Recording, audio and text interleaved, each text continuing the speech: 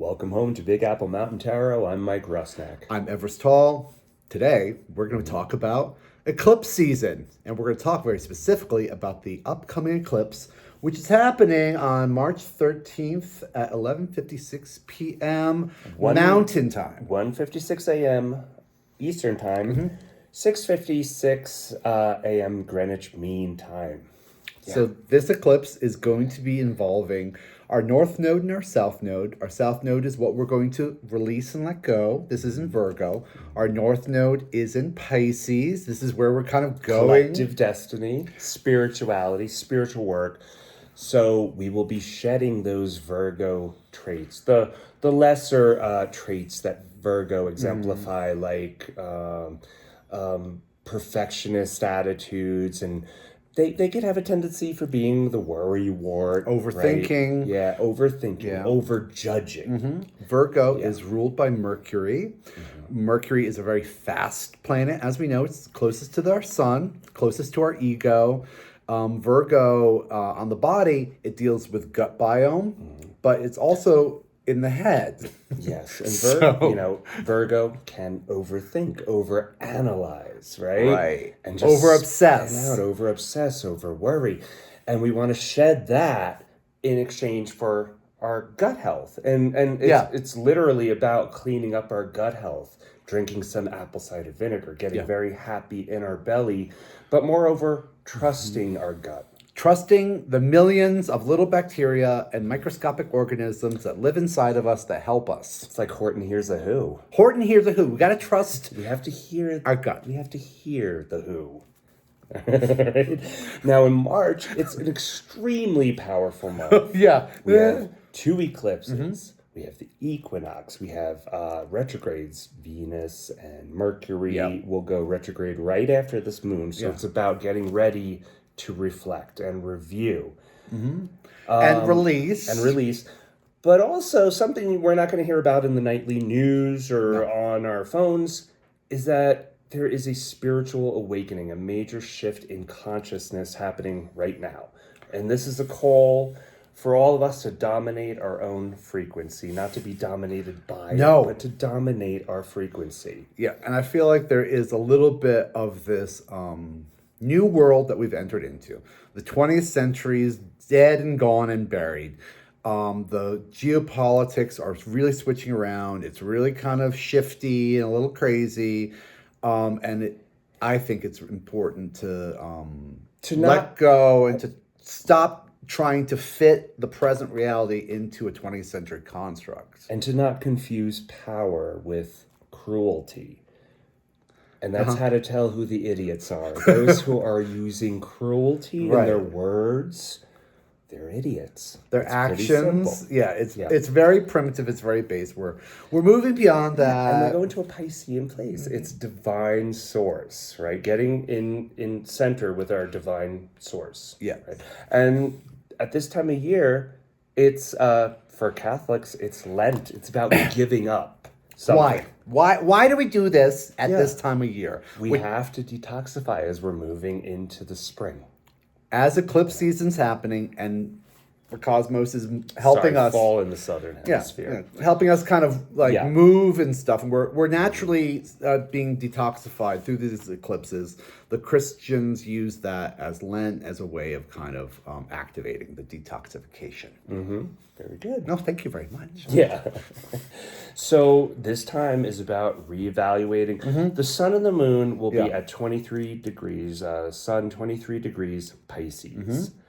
The north node is 27 degrees Pisces. Yes. Saturn is tightly conjunct the sun at 22 degrees of Pisces. Which makes this a very serious moon. You might feel really serious. There are serious things happening in the world, certainly. There could certainly feel like a bit of sadness, too. Because we're literally being called to, and also ready to shed what we could have done, what we could have been, what we might have done if we had a little more time, a little more energy at work to serve.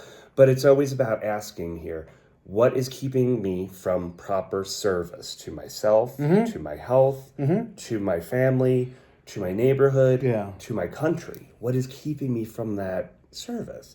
And Virgos, they They do worry, they do stress, they do analyze, but they also collapse into efficiency by doing the same thing over and over and over. At a point, they get quicker. You know? Yeah, you're right. So you're it's really about right. collapsing and finding that efficiency and making that jump. And in our very Piscean that is action. very Piscean, and in our individual charts, we all have Virgo in it, and we all have like a little point where we've got that obsession and that detail orientation, the specificness, the real kind of nit gritty, finding the best and looking for the best. And this moon, we're going to kind of back away from being really detail oriented and keep it specific. Keep it very broad. We're going to emotionally level up one more because we're trusting our gut. Yes. We're not going to try and control every aspect of the material world. We're going to trust our gut. We're going to let it happen. We're going to surrender. We're going to surrender to. But also Saturn's there, and Saturn wants to show your work. Yes. Right? So it's about doing something, making a shift, making a change that's very real for you in the day to day. Yeah. Do you got it? All of March, Neptune will be hanging out at that final degree in Pisces. So that may have us feeling like we're stuck in limbo, right? Like we're really in limbo. Yeah, very liminal space. Yeah. It's a little confusing on where we're going, so we got to trust our gut. Things are very volatile. Venus and Mercury are together, and they're in Aries. And they're retrograde. So it's about review and reflection and relationships and ideas about relationships. Yeah. It's also looking for the mystical, the magical, and bringing in a lot of empathy. And I recently heard someone describe empathy as a flaw and a disease and a handicap, and I'm like, no, that's upside down. No, that is upside down. Someone who will remain nameless. Yeah.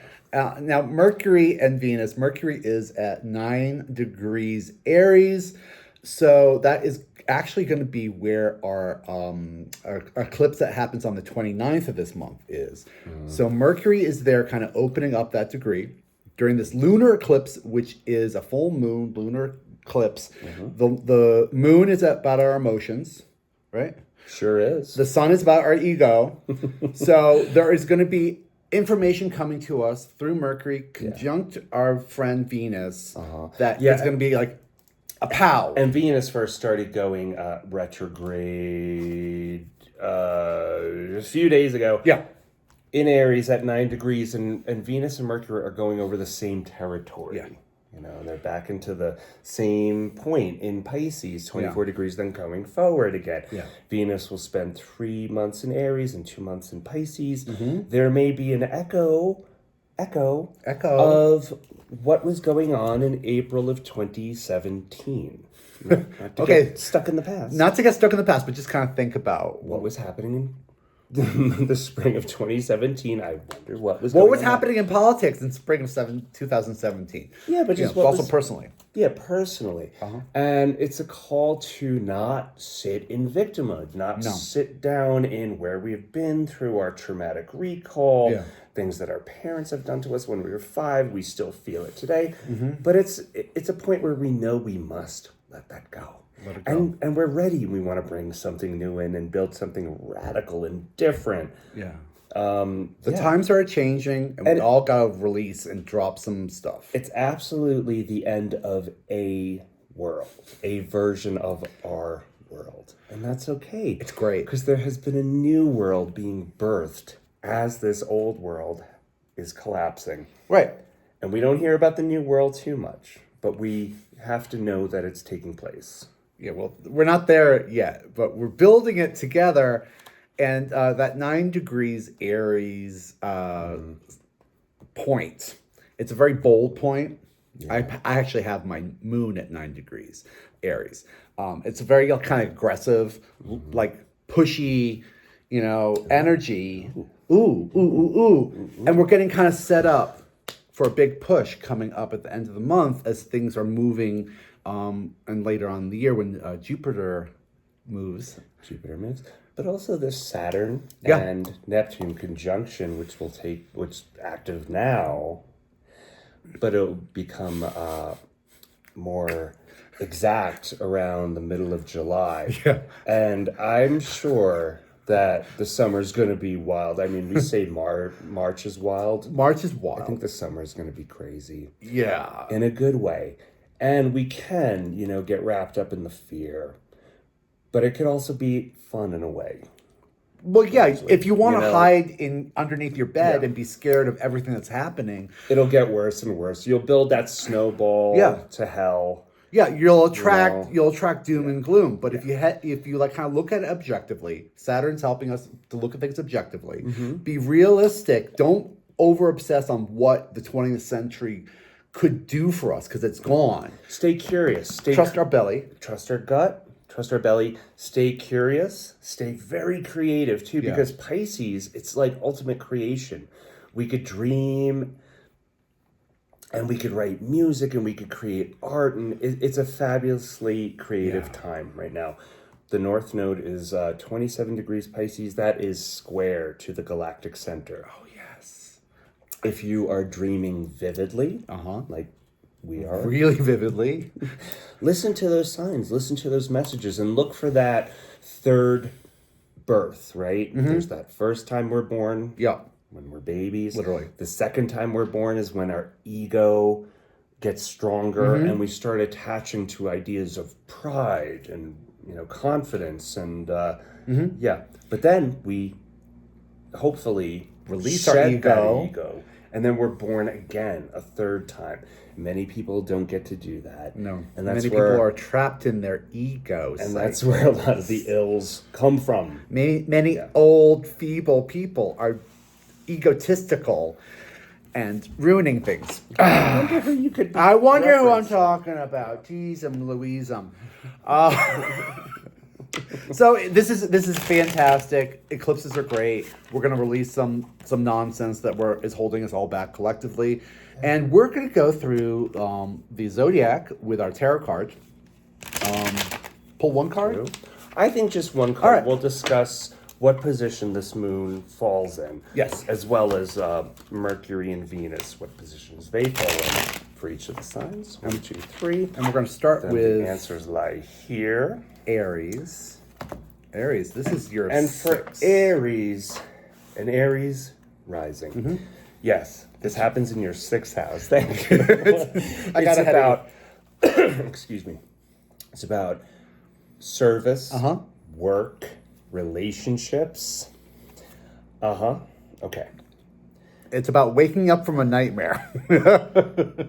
What happens at work? Is it bringing you closer to your mission as a human being, right?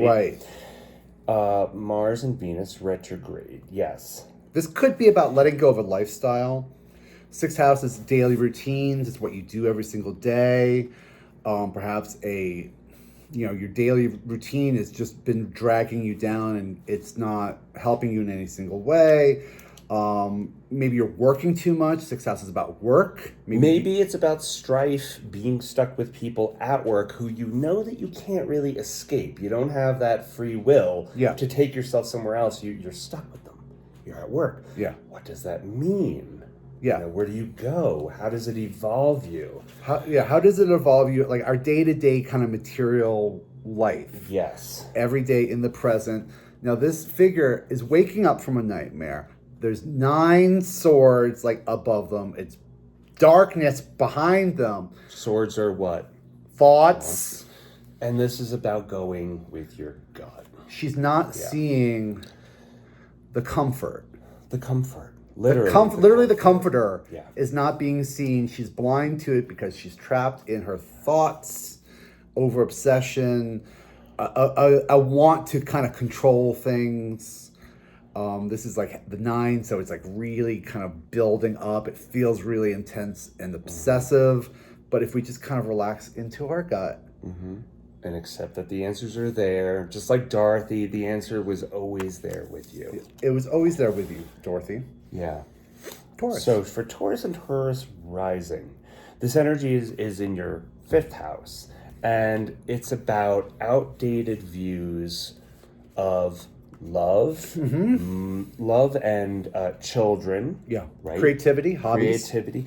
Maybe the way that you create. Maybe once upon a time you, Taurus, said like, well, I'm going to have to get my pens and my pencils and my paints, and I'll have to have these many containers around in order to make a painting.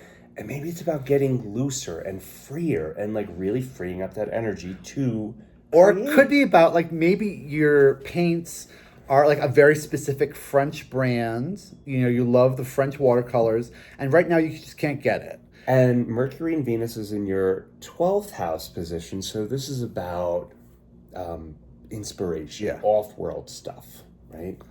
Okay, so here we go. We have a farmer. Farmer's looking at his crop and trying to figure out if this is enough, if he did enough in the past to get this crop to be beneficial. Doesn't look thrilled at all. He doesn't look thrilled at all. There was something that happened within the growing process that he doesn't have any control over. We don't have control over nature or over the plants. Joy? Where's the joy in this? Where's the joy? He's looking at nature and analyzing it, scrutinizing it, being overly critical of nature itself, and finding fault in nature. Like we said, it's about outdated views of love and creativity. Bring in something new. Yeah. Taurus, right? Shake it up. Shake it up. Get loose with it. Really, really loose. Don't expect the routine to have the To same serve you, right? results. Yeah. You know, it's different. It's a totally different planet now. And the way we're creative and the way we express love and joy and the way we have happiness in ourselves and the way we perform, it's a different planet right now. And just relax a bit. Relax and listen. And Listen look to your gut. and Relax your gut. expect that it's coming, too. You have to expect it. Yeah. For Gemini rising, this energy, this moon, is happening in your 4th house. So it's about family patterns. Right? It's like your internal house. Your security. You know, like the soul, your place that's quiet, that you don't share with other people. What's kept you from enjoying that? From fully being present in that? Now, have you been worrying and have you been nagging and have you been nitpicking everything, trying to control it so you can have some peace? Is your mind going so fast that your heart can't catch up with you and there's no peace because you're constantly trying to analyze and control and make sense of it all and talk about it? Yeah, Jupiter has you running overtime in your head. Yeah. You know, it's like thinking far too much. Thinking far too much, thinking way too big. Yeah. Gut. Gut. Go back to your gut. Feel it. Trust it. Like a child. Family. Who's your family today? Not who's your family 25 years ago. Bingo. Who's your family today? And who's the family that's like realistic? Who instead of like what you wanted them to be? Yes, and with Venus and Mercury in your 11th house position, it's about looking at your family members as perhaps friends too. Could that be possible? Could that be possible? Okay, here's the card. 5 of Cups. All right, so we have... This is about a gratitude list.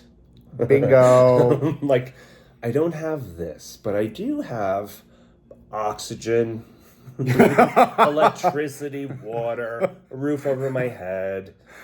Yeah, people call me back. You know, I've got friends that I can rely on. This figure is in mourning because he's looking at his 3 cups that have spilled. At 3 of Cups is about community coming together. Perhaps there's a lack of community that we're feeling isn't there. But if this person would turn the heck around, they would see they have 2 cups. There's a relationship there. There's love there.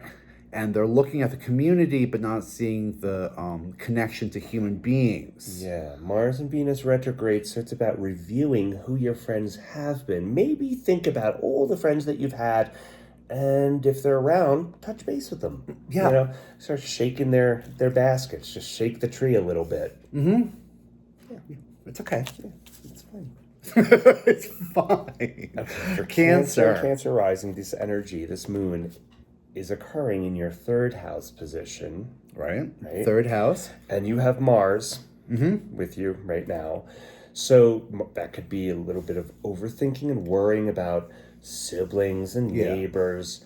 It's looking for a new style of communication, though.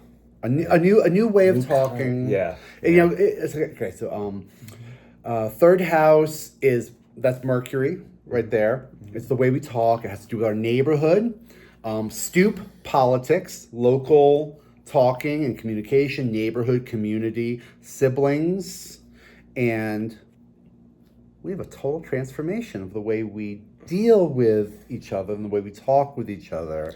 Yeah. Now, Mercury and Venus are in your 10th house position, so this could be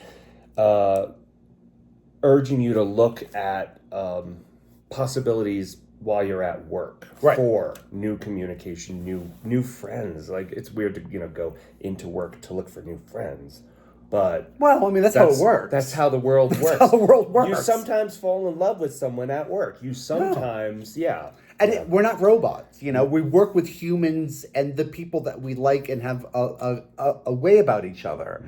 That's how business works and how public life works. This is also like 10th house isn't just like, your job. It's your public image, right? Image. It's what you do in the world. It's your reputation. It's what you do in the world. Here we have the magician who's taking thought forms from outer space, literally, and making them physical. There's a table here with all the tools. And go very slow. It's about small talk, right? Yeah. Small talk and communicating with our local community. Just a shared glance could open up a smile. A world of possibilities. A smile. Those little keyholes. A wave hello. Yeah. We live in a little tiny town. Everybody waves at each other in the car. It really makes a difference. It's these little tiny things that really make a difference and kind of gives like a nice sense of like, happy little village. Relax into it. For Leo and Leo rising, this full moon eclipse is happening in your second house. Second house. That's money. It's a material. It's money and the material, but it's also about simplification. So that could be decluttering, right? Decluttering, cleaning, painting, reorganizing, simplifying, and a new way of seeing yourself, Leo. Right. So second house, it's the stuff we take in. Literally like the pleasures that we take into our body that fuel our soul. Yeah. And Venus and Mercury are in your 9th house position too. So this is urging you towards a new kind of faith, a new kind of travel and higher learning. A new belief in how we fuel ourselves. Now, we know all about that. We know all about this. This is what we grew up with and come through.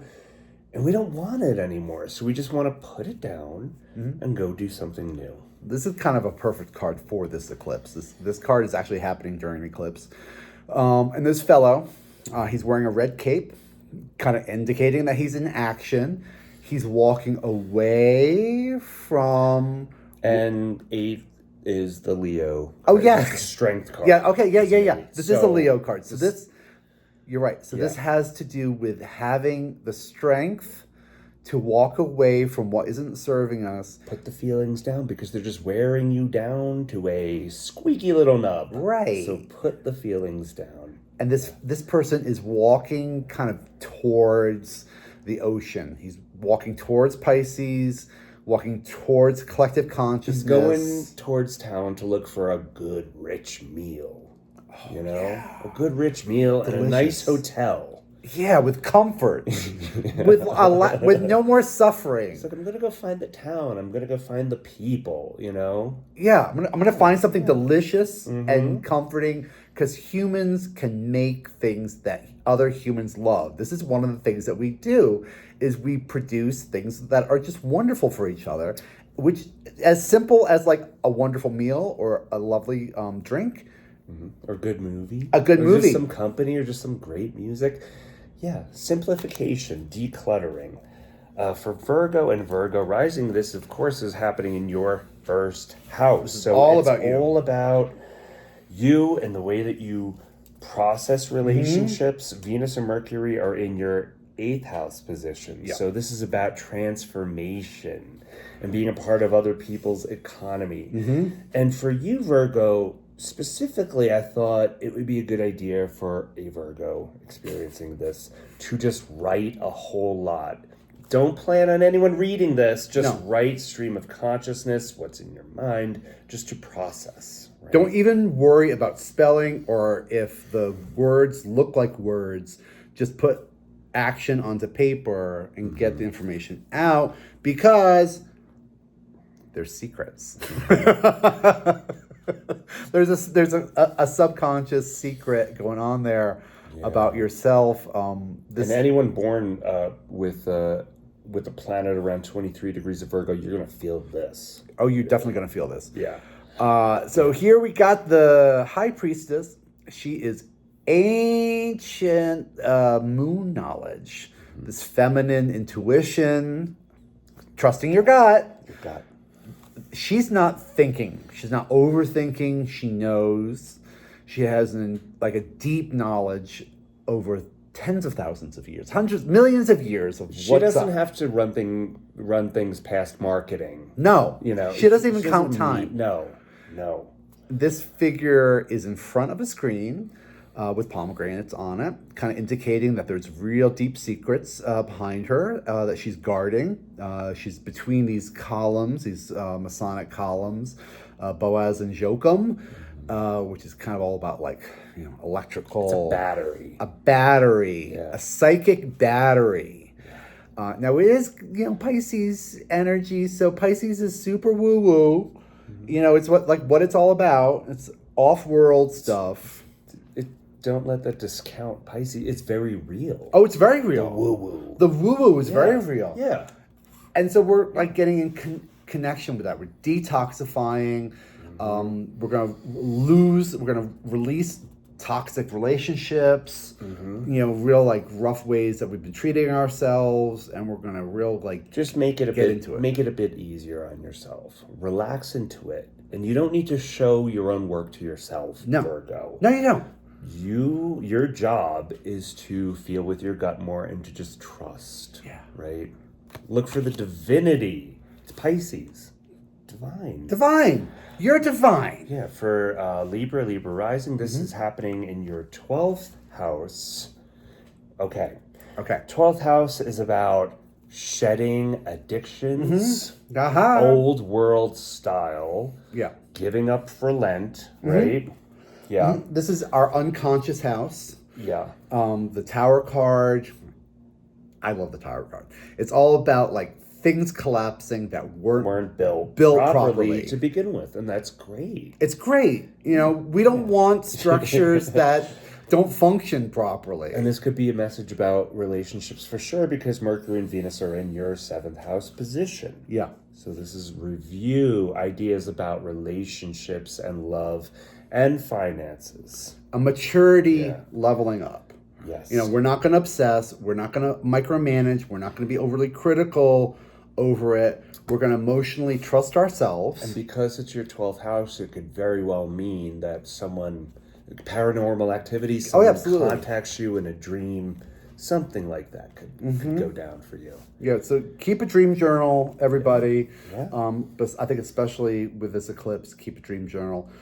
Sometimes, when we dream of unfamiliar faces and unfamiliar people and unfamiliar characters, that's a real distinct message coming through from a spiritual. But when you start deciphering your dreams, then all the clues come in. It doesn't happen during the dream, but when you write about it, you go, oh my God, the connections. Yeah.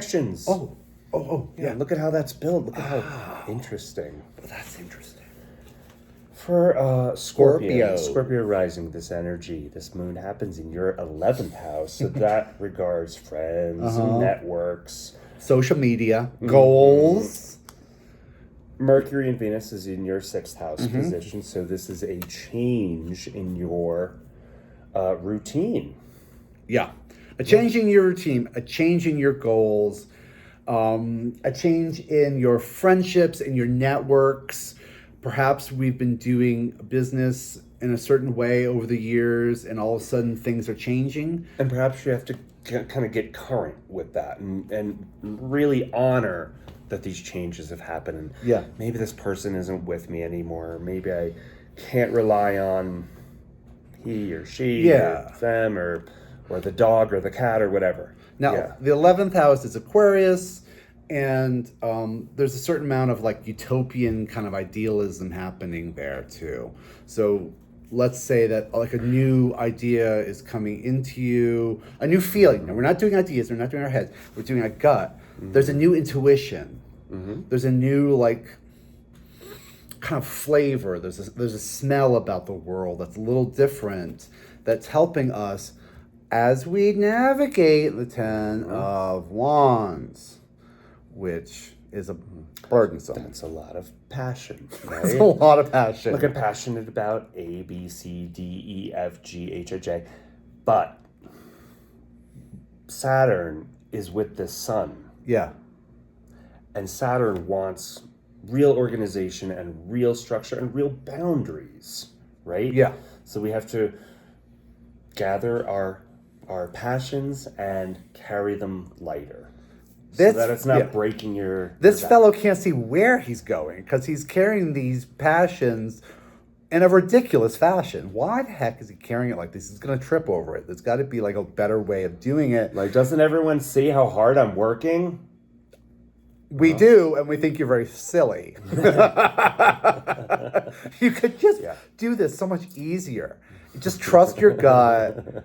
You know, perhaps we've been doing the same thing the same way for so many years, and we can just lie these sticks down, these passions down, and pick them up in a different way. So we give a few away. Get to town. Oh, give a few away. That's a great idea. No, give a few of your passions away and lighten your load. Let go of this burden. A change of routine is designating, you know? Yeah. Right? Yeah. That's good. So for Sagittarius and Sagittarius rising, this moon is occurring in your 10th house position, which is about jobs, and you got the right card for that. So you got the Capricorn card. I don't mean to laugh, but it's funny because this is the Capricorn card. Yes. The devil. This is about who you get into bed with. Mm-hmm. Contracts. Yeah, contracts. You know, you sign the contract. And what you have to let go of for your own survival. Mercury and Venus is in your 5th house position. So that could be a message about bringing in some joy. Maybe make it a little fun. Maybe the job doesn't need to feel like this. Maybe there could be some more joy. Maybe there could be a little more passion. Mm-hmm. Maybe there could be a little more money. Maybe it's a little toxic. Yeah. Maybe you've got a toxic job that needs to be changed up. You know, maybe the whole system's toxic and it all needs to be kind of changed up. Or maybe the way that we process the toxicity needs to be changed. You know, maybe the toxicity isn't the problem, but the way it sits in us is the problem. The way we're thinking about it. Yeah. Jupiter is in Gemini. That's causing a lot of overthinking, a lot of obsession and detailing. It's opposite from your sign. It's far away from you. It's so far away, you kind of can't even grasp the ideas there. Yeah. Once again, where it's too flexible, too intangible, too. You know, it's You gotta trust your gut. Trust your gut biome. Don't overthink. Don't over obsess. Just feel your way into it. As your 10th house, your public status gets readjusted. Mm-hmm. And this is going to happen over, eclipses happen 6 months. That's really long. It's a long time. It's a long time. So it's not like we're saying wait for all this to happen on No. Wednesday, Yeah. No. And this is just a helpful way of getting us through the year. We're just tuning our ears. That's it. That's it. For Capricorn. And Capricorn rising, this moon falls in your 9th house position. So that is faith, travel, learning, higher learning, justice, right? Belief. Justice. It's the arrow that you trust will land on its target. And Mercury and Venus is in your 4th house position. So that's about emotional security. Messages about emotional security, love, passion, relationships. So, Two of Swords. Swords are thoughts, once again. If we imagine ourselves as this figure, trying to hold up these heavy swords, there's going to be a choice on which arm to give a little pressure release to. Just a caution against overthinking. Caution against overthinking. Now, she's blind to her emotional space. Her emotional space is behind her, and she's a bit on a stage. This is a little bit of a performance, and this is a little bit of the performance we do for people and for ourselves when we don't want to trust our instincts and trust our gut and need to make decisions. She doesn't look like she could trust her own faith. It's about getting square with what your faith is. Right. And this is a graduation. And knowing that there is a bigger picture. We're like emotionally leveling up. Yeah. We're getting rid of like nitpicky, nervous energy. We're trusting ourselves. We're not going to be on the crossroads here. This card is called the crossroads sometimes. We're going to make a decision. We're going left or we're going right. We're trusting our instincts on this because we believe in ourselves. Very good. Thank you. Aquarius. Aquarius and Aquarius rising, this energy is in your 8th house. 8th house, all the position. people's money. So 8th house, and it's the close of a cycle, right? It's about who you are not today. Yeah. And who you have been in the past, and looking at that very honestly, because Pluto is there with you. Yes. Aquarius in your sign. Yes, it is there with us for many years. And Pluto rules. It's the modern ruler of Scorpio. Right. So this is the house of beginnings and endings. Such a dark figure. That's very Scorpionic. Very Scorpionic. That black and red. There we go. We got Mars and Pluto in here. It's saying goodbye to losing yourself in others' economies, right? And clearing up what has once been toxicity in sex. As simple as that. 8th house, sex, death, and rock and roll. This is occult energy. This is spooky energy. Here we have the Knight of Pentacles. This knight, if you imagine old-timey, kings and queens and knights and that kind of stuff. The knights are action. They are ruled by the king. They tell the knight what to do. The knight is waiting kind of for action. And as you're closing down a cycle, Mercury and Venus is in your 3rd house position. So it's a reminder to get busy in your neighborhood, little small talk, little chatter here and there. Yeah, make connections, meet your neighbors, talk to Talk everybody. to your siblings, talk to everyone as if they're a sibling. Just feel that. I like that. Talk to everybody like they're a sibling. Just feel that honest connection. We're humans. We are connected. We're all stardust. We all are brothers and sisters. Literally. And we all have a relationship that goes back to our childhood. This Knight of Pentacles, he's patiently waiting for some action. There's a kind of like He's waiting. He's listening. He's for listening. The right moment. He's listening. He's not, overthinking the action. He's trusting his He has gut. everything he needs. Right. Yeah, he's well funded. He has everything he needs. And the field has been plowed. And he doesn't owe to any. Well, he may owe to it. He might owe to king, but he doesn't owe to other knights. No, he's an independent person. Sometimes it's quite secure. Quite secure. Yeah. Sometimes this card is talked about as a mercenary, where you're being hired out for action. Interesting. For Pisces, last but not least, this energy is in your 7th house, right? All right, 7th house, relationships. It's relationships about toxic relationships. Saturn is right with you, and so is the North Node, and so is Neptune. So this is getting you into active dreaming. But more than that, yearning. You're yearning for something new. Yes. And Mercury and Venus is in your 2nd house position, which is material security, which works perfectly for this card because this is the Empress. The Empress, and there's Venus right there. So this is about yearning for a new kind of material security. Now, the Empress, she's pregnant. She is growth itself. She is nature in growth. This is springtime. This is like the most beautiful card. She wants everything to grow happy and healthy and plentiful. North Node is there with you. But it's about you, Pisces. It's about you not giving away too much of yourself. No. Who are you in the relationship, right? It's also karma. You know, karma. It's karma. It's the karma that we build over a lifetime. And here we have this North Node coming in, expanding you, building karma.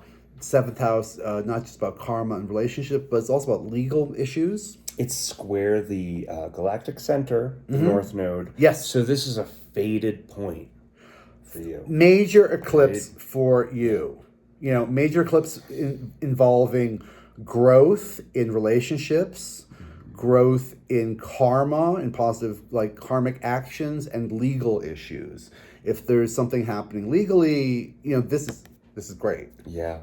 Just pray for honesty and clarity. And a decluttering of your mind, you know, like a less kind of nervousness, and just nature grows by itself. It doesn't overthink on how it's going to grow. It doesn't think about when it's going to plant. It doesn't need the help. It doesn't need the fertilizer. No. It doesn't. It just does. Here in New Mexico, we haven't gotten any rain or any snow or any water, and there's plants growing. I don't know how.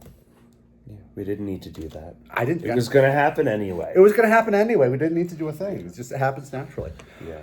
So that's it. That's it. And we wish you all a very happy eclipse, and don't be frightened by it. No, Invite the this is a good one. changes. This is a good one. Because with Neptune hanging out and at that anaretic degree, keeping us like we're stuck in jello. We're like, when is this going to end? When are we going to move? When are things really going to happen? They're happening right now. It's happening right now. Expect the changes. Invite the changes. Yeah. Thank you. We love you. We really appreciate all the comments that we get. If you want a reading from us, we're happy to. Just reach out. And if you want to, we did a little kind of each sign kind of looking at the year. So you want to go back to your specific sign, you're welcome to. Thank you so much. Bye-bye.